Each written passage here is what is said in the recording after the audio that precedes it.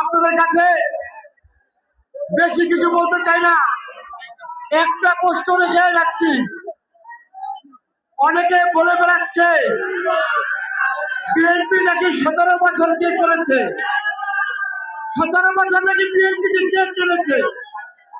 আপনাদের নেতা শহীদ আলম সোজান খান কবে মারা গিয়েছে? ওনার মৃত্যুর সময় হলো 3 বছর। এর আগে শাহজাহান খান প্রত্যেকটি মিছিল মিটিংয়ে এবং এই কর্মী দলের জন্য আপনাদের দাঁড়িয়ে দিয়েছেন। হয়তো মিথ্যা কথা দিয়ে মানুষকে ধোঁকা দিয়ে কখনো কোনো কিছু লাভ করা যায় না। একজন প্রার্থী যিনি বিএনপিকে গ্রাস করেছিল, নেতা কর্মীদেরকে মূল্যায়ন না করে নিজের ব্যক্তিগত লোককে মূল্যায়ন করেছিল, সেই লোক আজকে বিএনপি বিএনপি বলছে।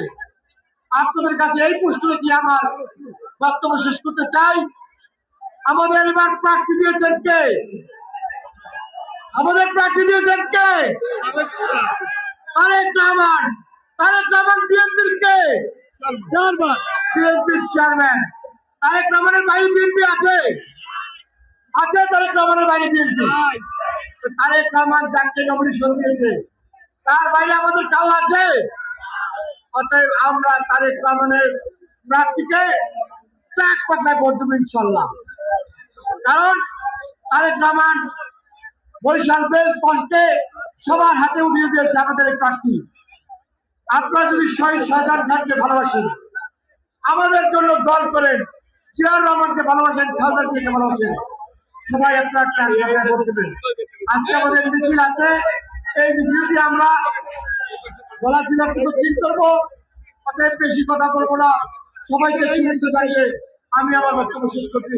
বাংলাদেশ জিন্দাবাদ, বাংলাদেশ জাতীয়তাবাদী দল জিন্দাবাদ, শহীদ জিয়া অমর হোক, বেগম খালেদা জিয়া অমর হোক, তারেক রহমান জিন্দাবাদ জিন্দাবাদ জিন্দাবাদ।